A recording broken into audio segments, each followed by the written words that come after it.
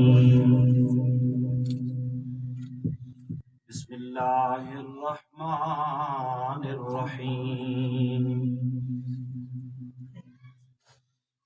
وَقَضَى رَبُّكَ أَلَّا تَعْبُدُوا إِلَّا إِيَّاهُ وَبِالْوَالِدَيْنِ إِحْسَانًا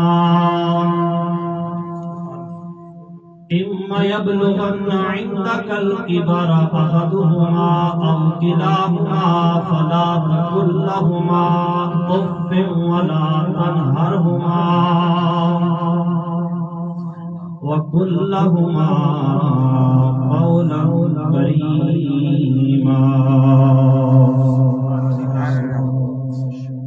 صدق اللہ مولانا العظیم ان اللہ وملائکتہ یصلون علی النبی یا ایھا الذین آمنوا صلوا علیہ وسلموا تسلیما۔ آواز بلند درود پاک پڑھیں، اللہم صلی علی سیدنا و مولانا محمد وعلی آل سیدنا و مولانا محمد وبارک وسلم وصلی علیہ۔ سورج کی ہو کرن یا ضیا مہتاب کی، سورج کی ہو کرن یا ضیا مہتاب کی، سبز ذات ہے حسن رسالت مآب کی، اور میں نے پسند ذات نبی کو کر لیا، ہم نے پسند ذات نبی کو کر لیا، لائے جہاں میں مثال کوئی میرے انتہا بعد از حمد و صلاۃ انتہائی عزت اور احترام کے لائق زینت مسند صدارت جمیع حضرات علماء کرام، میرے بزرگوں دوستوں عزیز ساتھیوں، اللہ رب ذوالجلال کا لاکھ لاکھ فضل و احسان ان گنت شکر ہے کہ خالق کائنات نے اپنا اور اپنے حبیب کا ذکر کرنے کی توفیق عطا فرمائی۔ سب سے پہلے مبارکباد پیش کرتا ہوں ان حافظ صاحب کو جنہوں نے مصلی رسول پہ کھڑے ہو کے اللہ کے قرآن کی تلاوت اور آپ احباب نے قرآن کی تلاوت کو سماعت کیا۔ پورا خاندان حافظ صاحب کا مبارکباد کا مستحق ہے کہ اللہ رب الجلال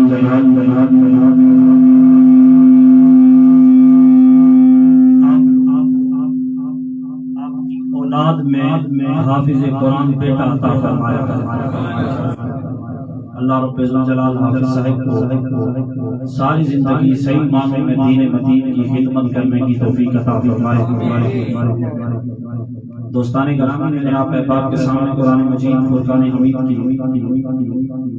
ایک آیت طیبہ تلاوت کرنے کا شرف حاصل کیا ہے۔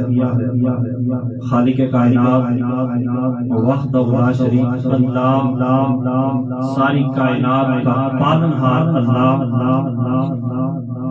دن کو رات اور رات کو دن میں تبدیل کرنے والا اللہ ارشاد فرماتا ہے، سب سے پہلے اپنی عبادت کا جہاں پہ حکم دیا، ساتھ ہی اٹیچ حکم ارشاد فرما رہا ہے، وَبِالْوَالِدَيْنِ إِحْسَانًا، تم نے اپنے والدین کے ساتھ بھی احسان کرنا ہے۔ اِمَّا يَبْلُغَنَّ عِندَكَ الْكِبَرَ أَحَدُهُمَا أَوْ كِلَاهُمَا، کہ تمہاری زندگی میں تمہیں دونوں یا دونوں میں سے کوئی ایک میسر آ جائے اور ان کے بڑھاپے کی وجہ سے ان کے مزاج میں سختی آ جائے، ان کے بڑھاپے کی وجہ سے ان کے مزاج میں چڑچڑا پن آ جائے، تمہیں کوئی سخت بات کہہ دی ہے، اللہ کا قرآن فرمایا اُفٍّ وَلَا تَنْهَرْهُمَا،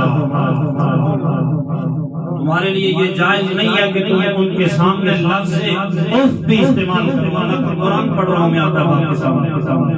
تمہارے لیے جائز نہیں ہے ان کو جھڑکنا تو درکنار رہ جاتا ہے. تم نے ان کے سامنے لفظ اف بھی استعمال نہیں کرنا. اے رب ذوالجلال جب سخت بات کہہ دے, جب ان کے مزاج میں چڑچڑا پن آ جائے, کوئی ایسی ناگوار بات کہہ دے جو ہمیں پسند نہ آئے, پھر کیا کریں؟ پھر بھی قرآن ہمیں ضابطہ دے رہا ہے, پھر بھی قرآن ہماری تربیت کر رہا ہے. فرمایا اگر تمہیں کوئی بات بری لگ بھی جائے وَقُلْ لَهُمَا قَوْلًا كَرِيمًا, تم نے پھر بھی ان کے سامنے پیار کے ساتھ, محبت کے ساتھ, نرمی کے ساتھ, کریمانہ لہجے میں گفتگو کرنی. برائے کچھ آہو سبحان اللہ. اتنی چلیوں پر کمنا چلنا اے محفوظ سارے بات مانے اور سارے میں روز سجیو نہیں کوئی نہ محفوظ اے دعا عمرہ جمعہ سا اور جمعہ الوداع سا کچھ آہو ذرا سبحان اللہ. اللہ کا قرآن ہمیں ضابطہ دے رہا ہے.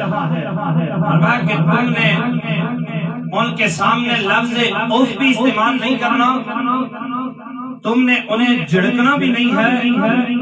بڑے کریمانہ لہجے میں, بڑی محبت کے ساتھ اور بڑی پیار کے ساتھ ان کے سامنے گفتگو کرنی ہے, ورنہ تمہارے اعمال اپنی جگہ رکھے رہ جائیں گے, تمہاری عبادات اپنی جگہ رکھی رہ جائے گی. آقا رحمت صلی اللہ تعالیٰ علیہ وسلم نے ارشاد فرمایا کہ میرے محبوب کے غلاموں, کریم آقا صلی اللہ تعالیٰ علیہ وسلم فرمایا کہ جو چاہتا ہے کہ ساری کائنات کا رب اس سے راضی ہو جائے, فرمایا کہ وہ اپنے والدین کو راضی کر لے, دونوں جہانوں کا رب اس سے راضی ہو جاتا ہے. ساری کائنات کا رب اس سے راضی ہو جاتا ہے جس کے والدین اس سے راضی ہو جاتے ہیں. دوستان گرامی, امام طبرانی نے ایک حدیث پاک نقل کی ہے. حضرت علقمہ رضی اللہ تعالیٰ کے حوالہ سے علماء کرام تشریف فرما ہے. حضور کے صحابی ہیں جناب حضرت علقمہ رضی اللہ تعالیٰ. اس سے قبل میں آپ کو ایک حدیث سنا دیتا ہوں. کریم آقا کی مجلس پاک لگی ہوئی ہے, حضور کی بارگاہ میں حضور کے صحابہ بیٹھے ہوئے ہیں. ایک صحابی حضور کی بارگاہ میں آ کے عرض کرتے ہیں, یا رسول اللہ صلی اللہ تعالیٰ علیہ وسلم, آپ نے جو صلی اللہ تعالیٰ علیہ وسلم, میرے حسن سلوک کا سب سے زیادہ حقدار کون ہے؟ میں سب سے زیادہ حسن سلوک کس کے ساتھ کروں؟ فرمایا اپنی ماں کے ساتھ کرو.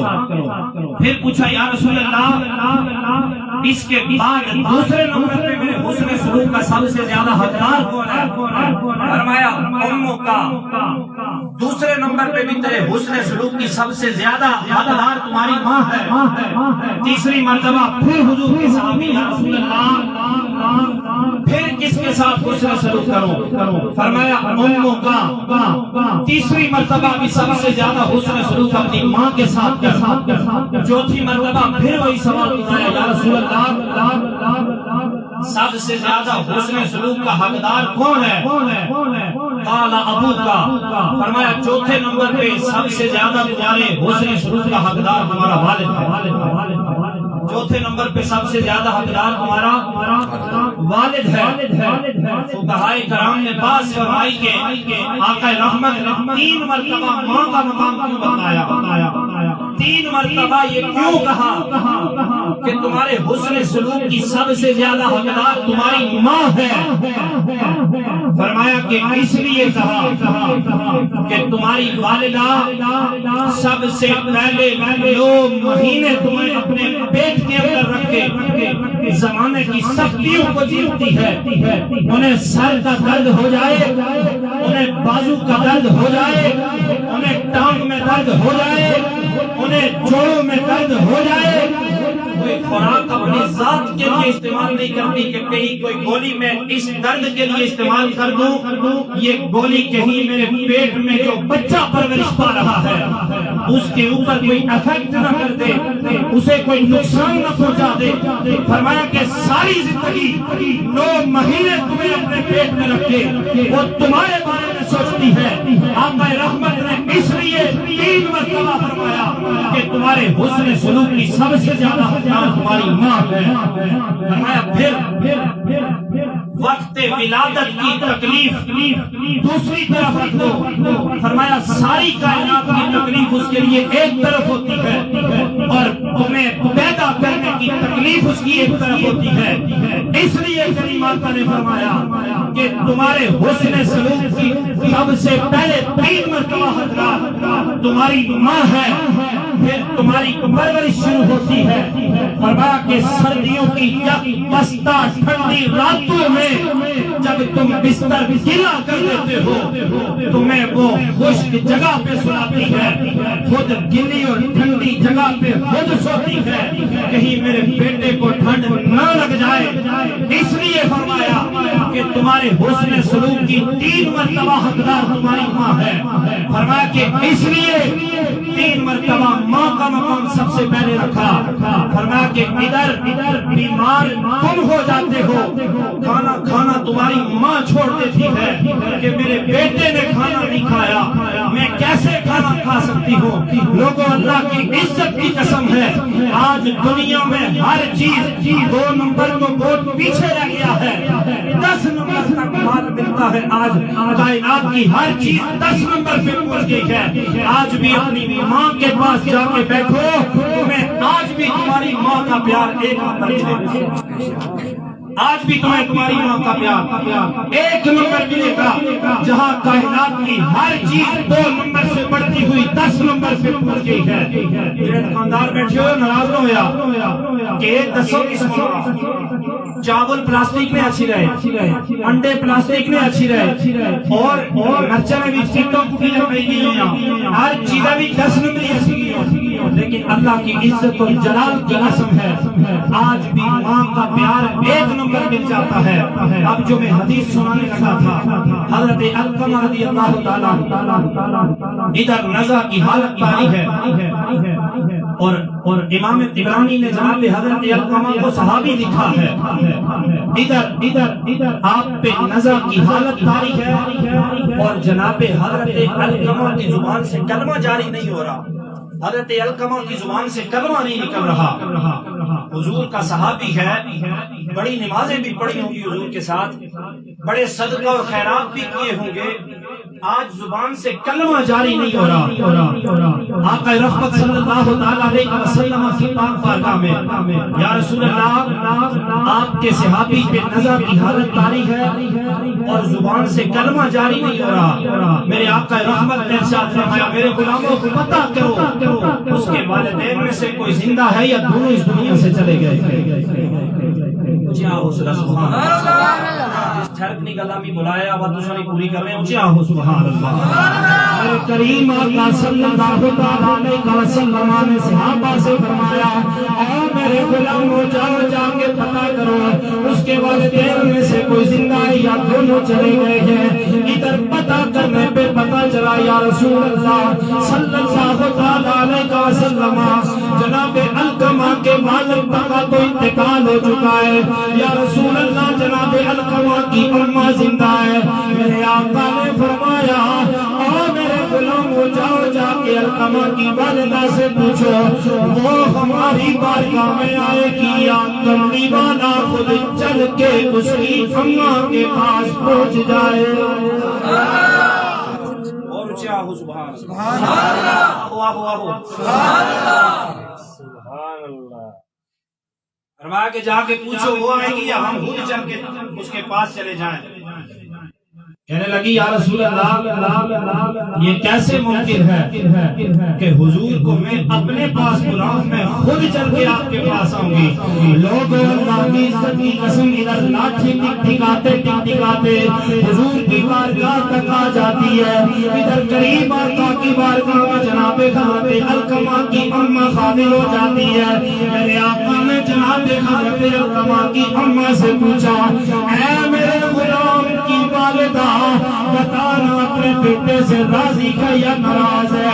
عرض کرنے لگی لجپال آقا میرا بیٹا نماز روزے کا تو بڑا پابند ہے، میرا بیٹا تسبیح و تعلیم تو بڑی کرتا ہے، یا رسول اللہ میرا بیٹا نیک اعمال تو بڑے کرتا ہے۔ لوگوں اللہ کی عزت کی قسم امام طبرانی نے انہی الفاظ کے ساتھ ذکر کیا ہے۔ آپ فرماتی ہیں یا رسول اللہ نماز روزہ تو بڑا پڑتا ہے، لیکن جب ادھر بیوی کی باتوں میں آ جاتا ہے قریب آقا مجھے رد کر دیتا ہے، پھر میری بات کو نہیں مانتا، اے لجپال آقا پھر مجھے ترجیح نہیں دیتا۔ میرے آقا نے فرمایا اے علقمہ کی اماں بتانا اپنے بیٹے کو معاف کرے گی یا نہیں کرے گی؟ ادھر جناب علقمہ کی والدہ نے پھر بھی ناراضگی کا اظہار کیا۔ میرے آقا نے فرمایا آؤ میرے غلام ہو جاؤ، جا کے لکڑیاں جمع کرو، آج لکڑیوں کا گٹھا جمع کرو، آج ہم لکڑیوں کو آگ لگا کے علقمہ کو اس آگ میں ڈالیں گے۔ ادھر ماں کی ممتا تڑپی حضور کی بارگاہ میں، یا رسول اللہ میرا بیٹا ہے، میرا لخت جگر ہے، حضور میرے سامنے آپ میرے بیٹے کو آگ میں ڈال دیں گے؟ یا رسول اللہ میرا بیٹا مجھ سے اٹھا ہوا ہے، میں تو اپنے بیٹے سے نہیں اٹھی ہوئی، میرے دل میں تو آج بھی اپنے بیٹے کے لیے اسی طرح کی محبت ہے، میرے دل میں تو آج بھی اپنے بیٹے کے لیے اسی طرح کا پیار ہے۔ یا رسول اللہ اماں ہوں کیسے گوارا کر سکتی ہوں، سامنے میرے بیٹے کو لکڑیوں کا گٹھا جمع کر کے آپ آگ میں ڈال دیں گے؟ میرے آقا نے فرمایا اے علقمہ کی والدہ جب تک تو اپنے بیٹے کو معاف نہیں کرے گی اس نے قبر میں بھی آگ کا سامنا کرنا ہے، اس نے حشر میں بھی آگ کا سامنا کرنا ہے۔ جب تک تو اپنے بیٹے کو معاف نہیں کرے گی کائنات کا رب بھی تیرے بیٹے کو معاف نہیں کرے گا۔ ادھر ماں کی ممتا تڑپی حضور کی بارگاہ میں، یا رسول اللہ میں یہ گوارا نہیں کر سکتی کہ میرے بیٹے کو آگ میں ڈال دیا جائے، یا رسول اللہ سردیوں کی ٹھنڈی راتوں میں بستر کی لائیے کرتا تھا، حضور میں اسے خشک جگہ پہ رکھ کے خود گلی جگہ پہ سو جایا کرتی تھی۔ لجپال آقا اگر ایک قسم کا کھانا میں بنا دیتی میرا بیٹا کہہ دیتا کہ اماں میں یہ نہیں کھاؤں گا، مجھے یہ پسند نہیں ہے، میں دوسرا کھانا اپنے بیٹے کے لیے تیار کر لیا کرتی تھی۔ اے لجپال آقا میں اپنی تھکاوٹ کو نہیں دیکھا کرتی تھی، اے کریم آقا میں اپنی مشکل کو نہیں دیکھا کرتی تھی، میں تو اپنے بیٹے کا سکون دیکھا کرتی تھی۔ اے کریم آقا میں کیسے گوارا کر سکتی ہوں کہ میرے بیٹے کو آگ میں ڈال دیا جائے؟ میرے آقا نے فرمایا پھر گوارا نہیں کر سکتی تو اپنے بیٹے کو سچے دل سے معاف کر دے۔ فرمایا گوارا نہیں کر سکتی تو پھر معاف کر دے اپنے بیٹے کو۔ ادھر حضرت علقمہ رضی اللہ تعالیٰ عنہ اماں نے سچے دل سے جناب حضرت علقمہ کو معاف کیا۔ میرے آقا نے فرمایا جاؤ میرے غلاموں جا کے دیکھو علقمہ کی زبان سے کلمہ جاری ہوا کہ یا نہیں ہوا۔ لوگوں اللہ کی عزت کی قسم ہے قریب آقا کے صحابہ فرماتے ہیں ابھی چند دیر پہلے جس علقمہ کی زبان سے کلمہ جاری نہیں ہو رہا تھا، ابھی چند دیر پہلے جس علقمہ کی زبان ہل ہی نہیں رہی تھی، ادھر ماں نے جناب علقمہ کو سچے دل سے معاف کیا۔ جناب حضرت علقمہ نزا کی حالت میں کلمہ پاک پڑھے جا رہے ہیں۔ جناب حضرت علقمہ نزا کی حالت میں کلمہ پاک پڑھے جا رہے ہیں۔ جناب حضرت علقمہ کو نزع کی حالت میں نہ ان کا صحابی ہونا اس طرح سے کام آیا، نہ جناب حضرت علقمہ کی نمازیں انہیں کام آئی، نہ جناب حضرت علقمہ کے صدقہ اور خیرات انہیں کام آئے۔ کام آیا اگر جناب علقمہ کو نزع کی حالت میں بھی تو ماں کا راضی نامہ کام آیا، ماں کی محبت کام آئی ہے، ماں کا پیار کام آیا ہے۔ جو لوگ اپنے والدین کا ادب کرتے ہیں، جو لوگ اپنی والدہ سے پیار کرتے ہیں، اللہ کے پیغمبر جناب موسیٰ علیہ السلام ہیں، اللہ کی بارگاہ میں اے رب ذوالجلال مجھے دکھا دے جنت میں میرا ساتھی کون ہوگا، مجھے دکھا جنت میں میرا قرب کون سے بندے کو حاصل فرمائے گا۔ فرمایا میرے موسیٰ جا فلاں بازار میں چلا جا، اس بازار میں ایک کسائی بیٹھا ہوا ہے، اس کسائی کو ہم نے جنت میں آپ کا قرب عطا فرما دیا ہے۔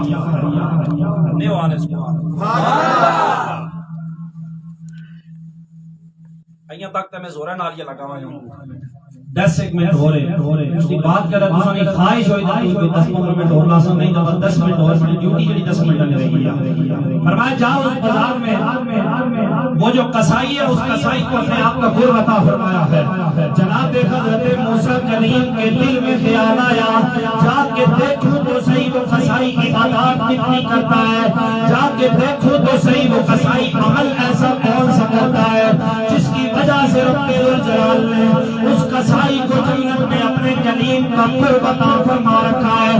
لوگوں جناب موسیٰ کلیم فرماتے ہیں، آپ فرماتے ادھر میں نے چلنا شروع کر دیا، اس بازار میں پہنچا جس بازار میں جناب اس قصائی کی دکان تھی، آپ فرماتے میں اس قصائی کی دکان کے سامنے جا کے کھڑا ہو گیا۔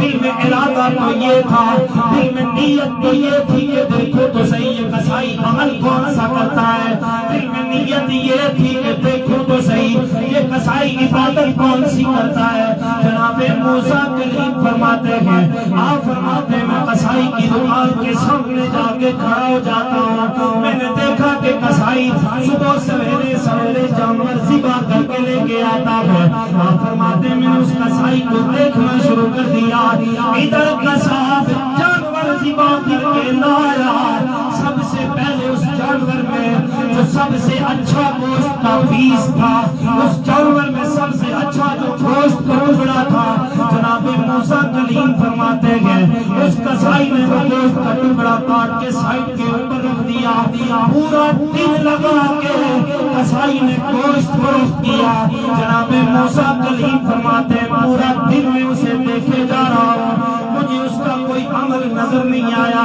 ادھر شام آئی، اس کا گوشت ختم ہو جاتا ہے، دکان بند کرنے کا وقت آیا، اس قصائی نے وہ جو گوشت کا ٹکڑا کاٹ کے سائڈ کے اوپر رکھا تھا ایک شاپر میں ڈالا، ڈال کے گھر کی طرف چلنا شروع کر دیا۔ جناب حضرت موسیٰ کلیم فرماتے ہیں، آپ فرماتے میں نے قصائی کا پیچھا پیچھا شروع کر دیا، دیکھو تو صحیح قصائی عمل کون سا کرتا ہے جس کی وجہ سے رب الجلال نے اسے میرا قرب عطا فرما رکھا ہے۔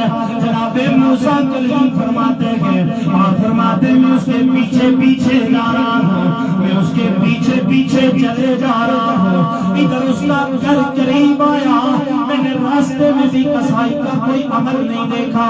اب میرے دل میں خیال آیا کہ یہ قصائی اپنے گھر میں داخل ہو جائے گا، مجھے کیسے پتا چلے گا؟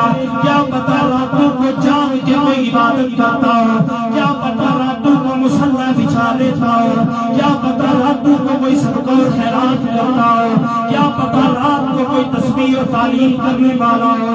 جناب موسیٰ کلیم فرماتے ہیں، آپ فرماتے اس کے گیٹ کے اوپر آ جاتے ہیں، میں نے اس سے کہا مسافر ہو مہمان ہو، بتا تو مہمان نواز ہے یا نہیں ہے؟ آج کی رات تیرے گھر میں رکنا چاہتا ہوں، آج کی رات تیرے گھر میں قیام کرنا چاہتا ہوں۔ جناب موسیٰ کلیم فرماتے ہیں وہ بندہ قصائی مجھے کہنے لگا، اے موسیٰ کلیم، ابھی پتا تو نہیں تھا کہ یہ موسیٰ کلیم ہے، کہنے لگا کہ مسافر میرے ساتھ آ جاؤ، میں مہمان نواز ہوں، آج کی رات میرے گھر میں قیام کر لے۔ جناب موسیٰ کلیم فرماتے ہیں دل میں خیال تو یہ تھا، دل میں ارادہ تو یہ تھا، دل میں نیت تو یہ تھی، دیکھو تو صحیح عمل کون سا موسیٰ کلیم فرماتے ہیں اس کے ساتھ میں اور اس کے گھر میں داخل ہو جاتا ہوں، وہ جو گوشت کا ٹکڑا ساتھ لے کے آیا تھا، سب سے پہلے اس کسائی نے اس گوشت کے ٹکڑے کا خوبصورت سا کر کے سالن بنانا شروع کر دیا۔ ادھر اس کسائی نے جب سالن بنایا، اس سالن کے شوربے میں اس نے روٹیوں کو بھگونا شروع کر دیا۔ لوگوں جناب موسیٰ کلیم فرماتے ہیں، فرماتے ادھر ساتھ والے کمرے میں چلا جاتا ہے۔ فرماتے سارا دن میں کسائی کو دیکھ رہا ہوں، یہ عمل کون سا کرتا ہے کہ اس عمل کی وجہ سے اللہ نے اس قصاب کو اپنے موسیٰ کلیم کا قرب عطا فرما رکھا ہے۔ جناب حضرت موسیٰ کلیم فرماتے پورے دن میں مجھے کوئی ایسا عمل نظر نہیں آیا، میں راستے میں اس کے پیچھے پیچھے گیا، مجھے کوئی عمل نظر نہیں آیا۔ جناب حضرت موسیٰ کلیم فرماتے ہیں ادھر اس نے شوربے میں روٹیوں کو بھگونا شروع کر دیا، ادھر شوربے میں روٹیوں کو بھگویا، ساتھ والے کمرے میں چلا جاتا ہے۔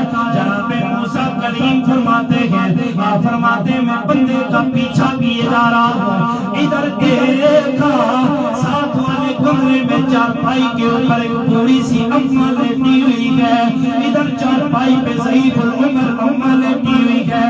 اس قصاب نے اپنے ہاتھوں کے ساتھ اس اماں کو کھانا کھلانا شروع کر دیا، اس قصاب نے اپنے ہاتھوں کے ساتھ چارپائی کے اوپر لیٹی ہوئی اماں کو کھانا کھلانا شروع کر دیا۔ ادھر جب اس اماں نے کھانا کھایا، ہاتھ اٹھائے رب الجلال کی بارگاہ میں، اے رب الجلال میرا بیٹا میری بڑی خدمتیں کرنے والا ہے، اے رب الجلال میرا بیٹا میرا ادب اور احترام کرنے والا ہے، اے رب الجلال میرا بیٹا میرے ساتھ بڑا حسن سلوک کرنے والا ہے، اے رب الجلال میں اپنے بیٹے سے راضی ہوں، اے کائنات کے رب تو بھی میرے بیٹے سے راضی ہو جا۔ اے رب ذوالجلال بڑی خدمتیں کرتا ہے میری، میں اس سے راضی ہوں، تو بھی اس سے راضی ہو جا۔ اے رب ذوالجلال کہاں تیری بارگاہ میں ہاتھ اٹھا کے دعا کرنے لگی ہے، اے رب ذوالجلال ایک اماں تیری بارگاہ میں عرضی پیش کرنے لگی ہے، اے رب ذوالجلال ایک اماں آج ہاتھ اٹھا کے تیری بارگاہ سے کچھ مانگنے لگی ہے۔ جناب موسیٰ کلیم فرماتے ہیں ادھر اس اماں نے ہاتھ اٹھائے، رب الجلال کی بارگاہ میں دعا کیا کی ہے، اے رب الجلال میں اپنے بیٹے سے راضی ہوں، میرے بیٹے کی خدمت ماں کا صلہ، اے رب الجلال میرے بیٹے کے حسن سلوک کا صلہ، میرے بیٹے کو جنت میں اپنے موسیٰ کلیم کا قرب عطا فرما دے۔ اے رب ذوالجلال میں اس سے راضی ہوں، میرے بیٹے کو جنت میں اپنے پیارے کلیم کا قرب عطا فرما دینا۔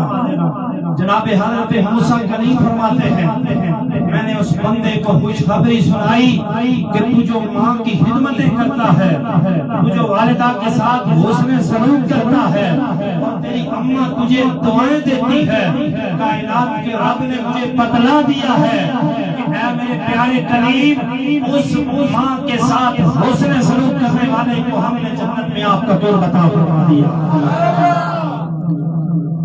جو لوگ والدین کی عزت نہیں کرتے ہیں، والدین کے ساتھ حسن سلوک کرتے ہیں، والدین کے ساتھ پیار اور محبت کرتے ہیں، لوگوں اللہ کی عزت کی قسم کائنات کا رب بھی ان سے محبت فرماتا ہے، جس سے ان کے والدین راضی ہو جاتے ہیں، کائنات کا رب بھی ان سے راضی ہو جاتا ہے، اور جس سے والدین ناراض ہو جائیں ان کی ساری عبادت کو، ان کی ساری نمازوں کو، ان کی ساری تسبیح و تعریف کو، ان کے سارے صدقہ و خیرات کو رب ذوالجلال راندہ درگاہ کر دیتا ہے کہ تمہارے نماز روزے کی ہمیں کوئی حاجت نہیں، اپنے والدین کو ناراض کر کے ہمیں راضی کرنے کے لیے چلا ہے، جا سب سے پہلے اپنے والدین کو راضی کر، اس کے بعد ساری کائنات کا رب بھی تجھ سے راضی ہو جائے گا۔ آج ہم تعویذ لینے کے لیے پیروں فقیروں کے پاس چلے جاتے ہیں، آج ہم تعویذ لینے کے لیے دور دراز جہاں پہ ہمیں کوئی بتاتا ہے وہاں پہ چلے جاتے ہیں کہ پیر صاحب سے دعا بھی کروائیں گے، پیر صاحب سے تعویذ بھی لائیں گے، ہمارا یہ کام حل ہو جائے گا۔ ادھر گھر میں بوڑھے والدین ہوتے ہیں، وہ ہم سے ناراض ہوں، پیر کا تعویذ کیا اثر کرے گا ہمارے اوپر، پیر کا دم کیا اثر کرے گا ہمارے اوپر۔ لوگوں اللہ کی عزت کی قسم، جن کے والدین زندہ ہیں ان کے قدموں میں بیٹھ کے کائنات کے رب کی بارگاہ میں جو دعا کرو گے رب ذوالجلال قبول فرمائے گا۔ جب تک تمہارے والدین زندہ ہیں تمہارے پیر بھی یہی ہیں، تمہارے لیے کتب بھی یہی ہے، تمہارے لیے ابدان بھی یہی ہے، تمہارے لیے سارا کچھ تمہارے والدین ہیں۔ ادھر والدین کو ناراض کر کے جا کے پیروں سے تعویذ لاؤ، ان پیروں کے تعویذ میں اتنا اثر نہیں ہے جتنا تمہاری ماں کی تمہارے باپ کی دعا میں رب اثر رکھتا ہے۔ حضرت علی المرتضی کرم اللہ تعالی وجہ الکریم آپ فرماتے ہیں طواف کعبہ کیے جا رہا تھا، طواف کعبہ کر رہا تھا کہ میں نے سنا کہ ساتھ میرے کوئی بندہ کھڑا اللہ کی بارگاہ میں رو رو کے دعائیں کر رہا ہے۔ اے رب ذوالجلال میری کوئی دعا تیری جناب تک درجہ قبولیت تک نہیں پہنچتی، اے رب ذوالجلال میری کوئی عبادت تیری بارگاہ میں درجہ قبولیت تک نہیں پہنچتی۔ جناب حضرت علی المرتضی فرماتے میں اس کے قریب گیا، میں نے کہا وجہ کیا ہے، ایسی دعائیں کیوں کر رہا ہے، تیری عبادات قبول کیوں نہیں ہوتی؟ کہنے لگا کہ میں شراب پینے والا تھا، جوا کھیلنے والا تھا، نشہ کرنے والا تھا۔ ایک دن میں نشے کی حالت میں ادھر گھر آیا، مجھے میرا والد واعظ و نصیحت کرنے لگا، میرا باپ مجھے سمجھانے لگا کہ بیٹا جس راستے کے اوپر تو ہے یہ راستہ غلط ہے، جو کام تو کرتا ہے یہ کام غلط ہے، ان کاموں کو چھوڑ دے۔ اے علی المرتضی غصے کی حالت میں نشے میں تھا، مجھے باپ کی واعظ و نصیحت اس وقت چبھی، میں نے اپنے والد کے اوپر ہاتھ اٹھا دیا، میرے باپ نے اس وقت اللہ کی بارگاہ میں ہاتھ اٹھا کے بد دعا کی، اے رب ذوالجلال یہ بیٹا میری نافرمانیاں کرنے والا ہے، یہ بیٹا میرا کہا نہیں مانتا، اس کی کوئی دعا کو تو بھی قبول نہ فرمانا، اس کی کوئی عبادت کو تو بھی قبول نہ فرمانا۔ جناب حضرت علی فرماتے میں نے اس سے پوچھا بتا تیرے والدین زندہ ہیں یا دنیا سے رخصت ہو گئے ہیں؟ کہنے لگا کہ میرا والد زندہ ہے اور ابھی وہ بھی حج کرنے کے لیے آیا ہوا ہے۔ جناب حضرت علی المرتضی فرماتے میں نے اس سے پوچھا کہ بتا تیرے والد کا حلیہ کیسا ہے، اپنے والد کی وضع قطع اس کی کوئی نشانی مجھے بتا، میں جا کے اس سے تیری سفارش کرتا ہوں کہ اپنے بیٹے کو معاف کر دے۔ اس بیٹے نے اپنے والد کا سارا حلیہ ساری وضع قطع بتائی کہ میرا والد ایسا ہے، اس کا رنگ ڈنگ ایسا ہے، اس کا حلیہ ایسا ہے۔ جناب حضرت علی فرماتے میں نے اس کے والد کو ڈھونڈنا شروع کر دیا، ڈھونڈتے ڈھونڈتے بڑی مشقت کے بعد مجھے اس کا والد مل گیا۔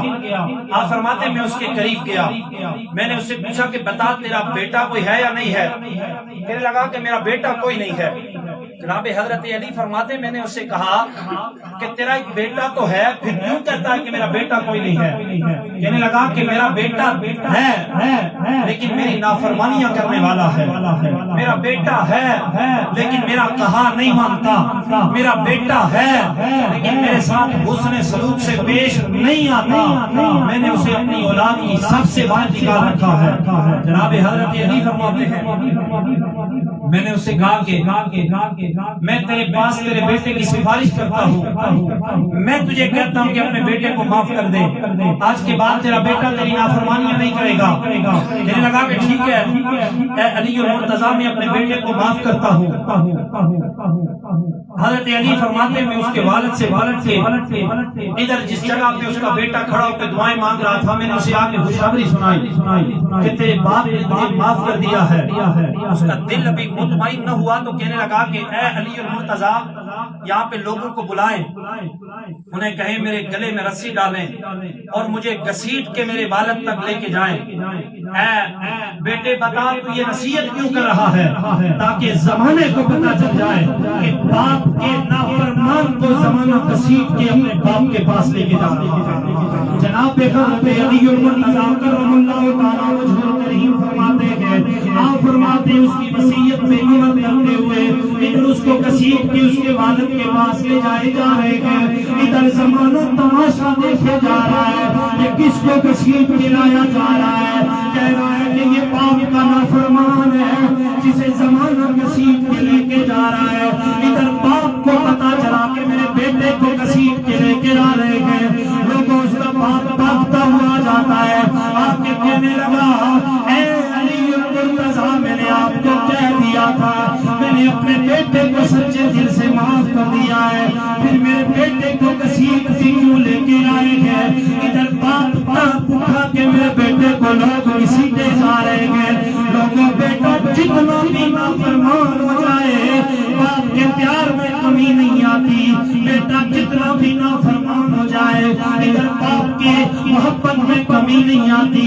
بیٹا جتنا بھی نافرمان ہو جائے ادھر ماں کی ممتا میں کمی نہیں آتی. اے علی المرتضیٰ میں نے بتا دیا تھا سچے دل سے معاف کر دیا ہے, پھر میرے بیٹے کو گھسیٹا کیوں ہو گیا. آگے کہنے لگا اے ابا حضور سارے زمانے کے سامنے کہہ دے کہ میں نے اپنے بیٹے کو معاف کیا ہے. ادھر اس کے باپ نے ہاتھ اٹھائے اے رب ذوالجلال میں نے سچے دل سے اپنے بیٹے کو معاف کیا ہے, تو بھی میرے بیٹے کو معاف کر دے. جناب حضرت علی المرتضیٰ فرماتے ہیں ادھر باپ نے ہاتھ اٹھائے, عاطف غیبی سے آواز آ جاتی ہے اے اپنے بیٹے کو معاف کر کے ہماری بارگاہ میں آنے والے, جب تک تو نے معاف نہیں کیا تھا اس کی کوئی دعا ہم نے قبول نہیں فرمائی. جب تک تو نے معاف نہیں کیا تھا اس کی کوئی عبادت ہم نے قبول نہیں فرمائی. اب تو نے معاف کر دیا ہے, کائنات کے رب نے بھی معاف کر دیا ہے, شاہ عرب نے بھی معاف کر دیا ہے. کہ والد تو نے معاف کر دیا ہے, ہم نے بھی معاف کر دیا ہے, ہمارے محبوب نے بھی تیرے بیٹے کو معاف کر دیا ہے.